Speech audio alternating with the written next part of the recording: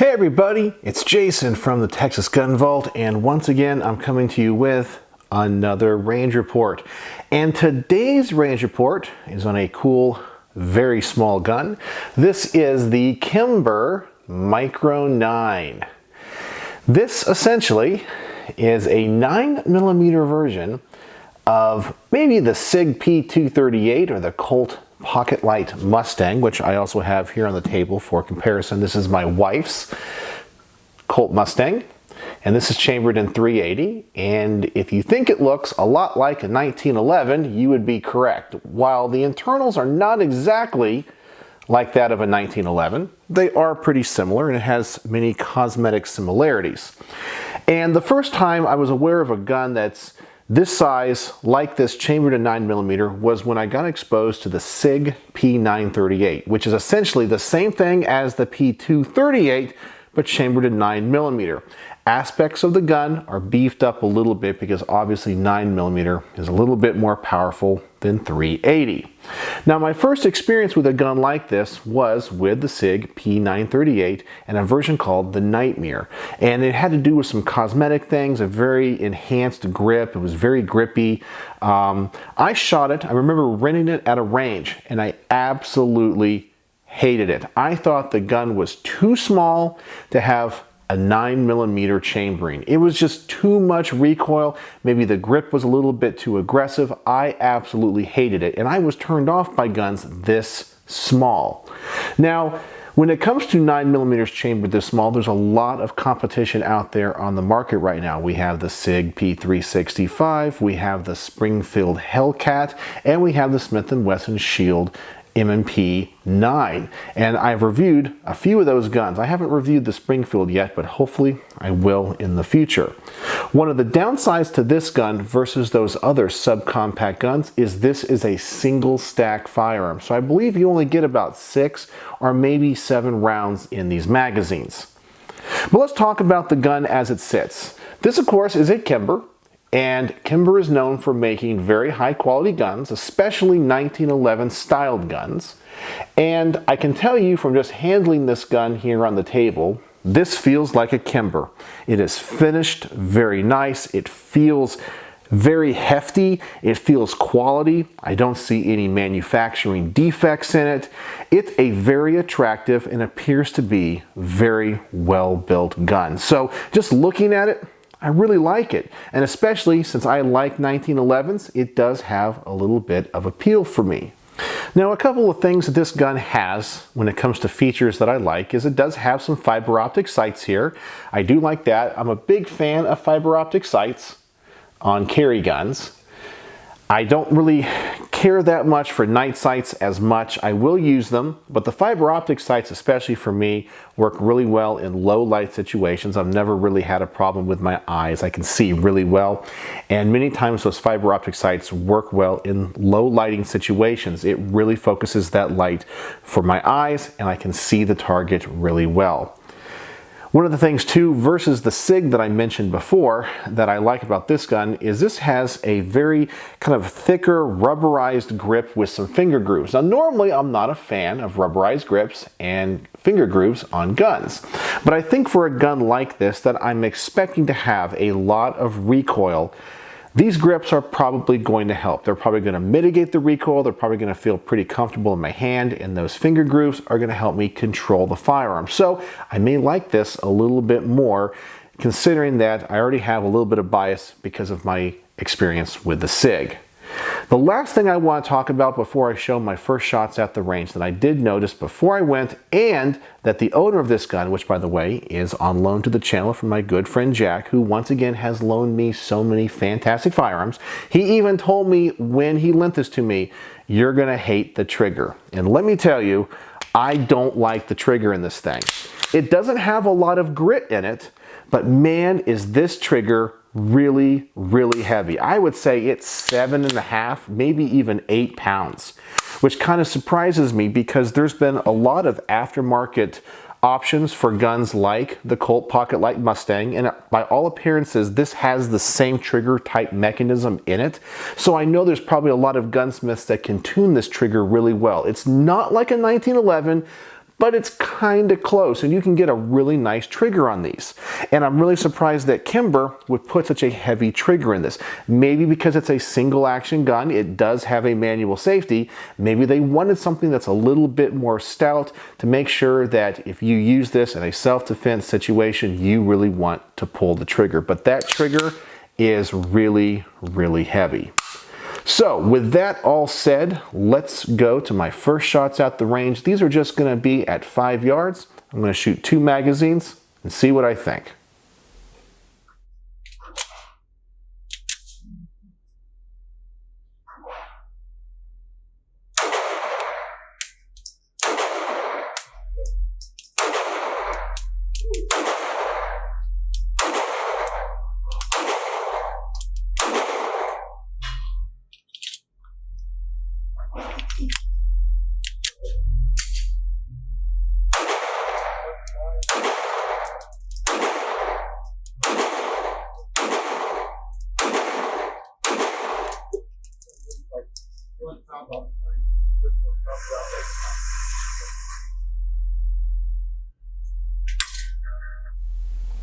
All right, so while the grouping was low and to the left, I think it was actually a pretty darn good grouping.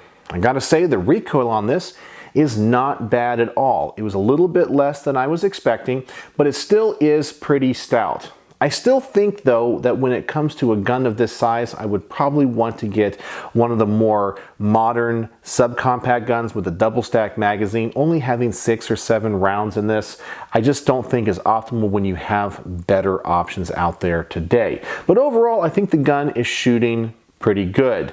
And I think this grip is really making it very comfortable. But I'm going to try to see if I can adjust for this grouping. I'm going to set the target at 7 yards. I'm going to try to take my time here.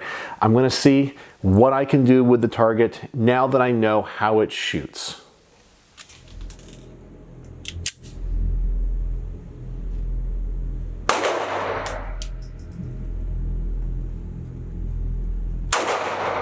I'm locked up, so I gotta go get an attendant.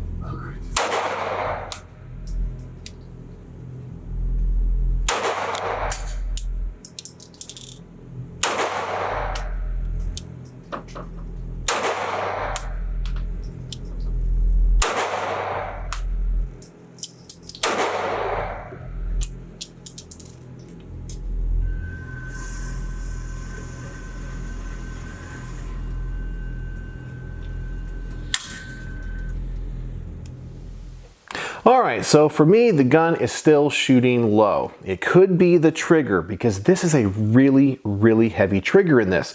So I might be pulling the gun down just a little bit. It could be the sights as well. But I also think it could be my finger. There's a very short distance between the trigger face and the back strap, and I got pretty big hands. And so I'm finding myself putting way too much finger into that trigger guard. I'm not pulling the trigger back with the pad of my finger, but kind of more from the middle of the finger. And it's just because this gun is so small. So for this next round, I'm going to essentially move my finger back. I'm going to have to kind of contort my hand a little bit to see if I can get the face of my finger on the face of the trigger and see if that helps me adjust when it comes to my aim. I know this is going to make the gun probably recoil a little bit more and be a little bit more snappy, but it might give me a little bit more accuracy, and I can figure out why I'm shooting this a little bit low. So let's try that now.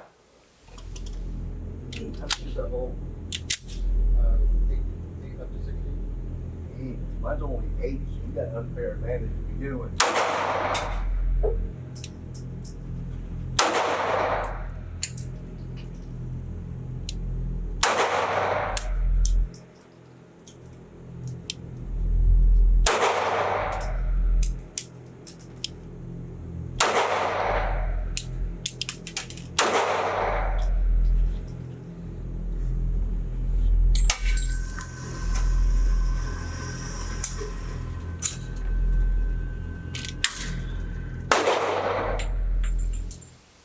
And in case you couldn't tell, I was actually trying to go for the head with those shots. I still don't think I'm very successful. I just shoot this thing very low.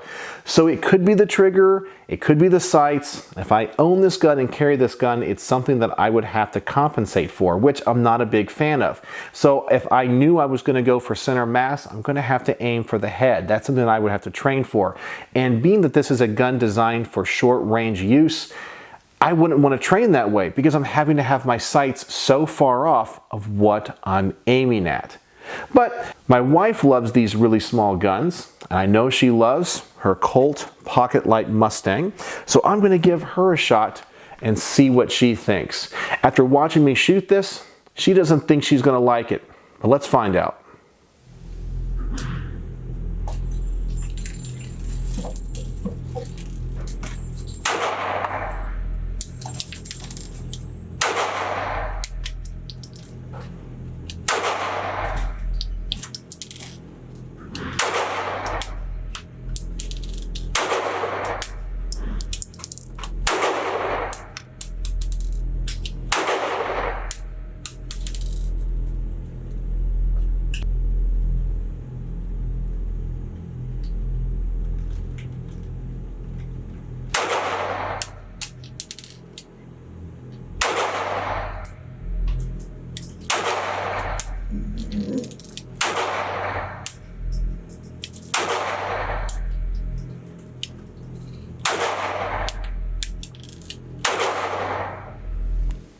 So surprisingly, she says she really likes it. She might like her Colt Mustang a little bit more just because of what is chambered in 380, but she said she thought this was really nice, and she liked the fact that it had the same manual of arms of what she was used to with this gun. And so I guess if you're used to shooting 1911s, this might be a really nice ultra subcompact gun because it all kind of feels the same. You just have the same drawbacks as a 1911, being that it's single stack, you're going to get a little bit less capacity.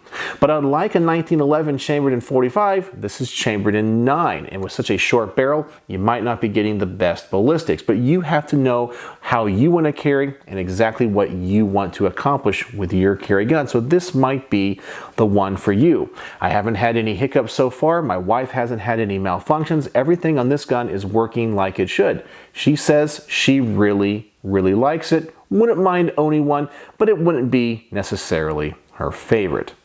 Well, I'm now going to try for a defensive shooting scenario where I'm going to load up 2 magazines, maybe with 4 or 5 rounds each, and I'm going to try to do a quick magazine change. I feel if I carried this gun, this might be the type of situation where I would use this gun in and how I would use it. So I want to see how it would react in that kind of a situation and how the mag change would be.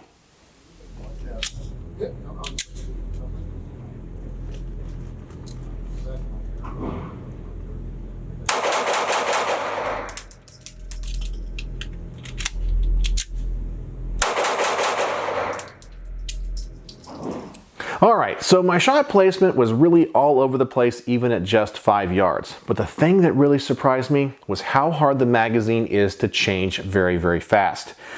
When I drop this magazine, it doesn't really pop out. It doesn't fly out really fast, and a lot of times this base plate gets caught on my big old hand. If I try to drop it, it just gets caught right there. So I have to manually push it. I guess I could move my hand away and push that button, but under a stressful situation, that might be a little bit tough. I can also say that the magazine does stick in there just a little bit. It really kind of slows you down. So I don't think that this is a good gun for quick magazine changes. Well, for me anyway, and it's probably the size of my hand. It just doesn't fit my hand that well. I think it's maybe not the best if you're someone that wants to carry a bunch of magazines unless you truly train with this.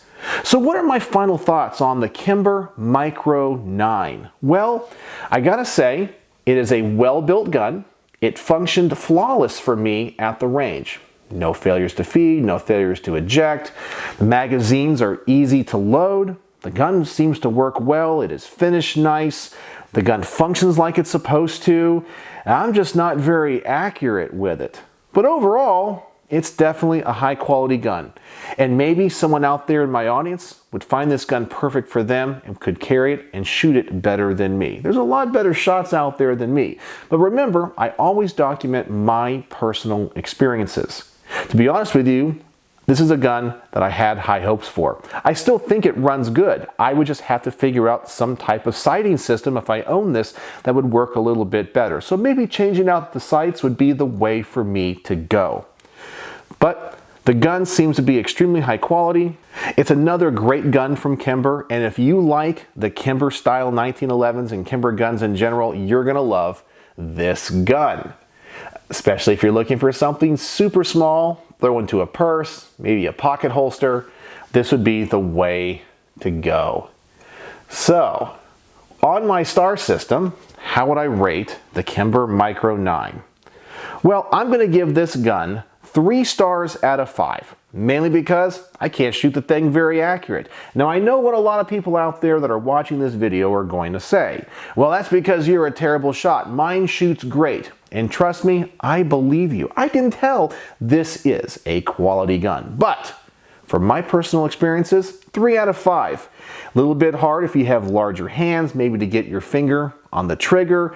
For me, it shoots low. Magazine changes are a little bit hard. But the gun is well built, it is very attractive, it is very beautiful, and I have to say, for being such a small gun chambered in 9mm, it's not that much recoil.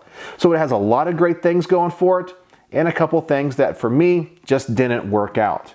I personally think though that when it comes to a very small gun like this chambered in 9mm, there are many better options out there today. And as I mentioned, we have the Smith & Wesson Shield, plus we have the Sig P938 and the Springfield Hellcat, amongst others. And I think even the Taurus G4. All of those are going to have a lot more capacity in a gun about the same size.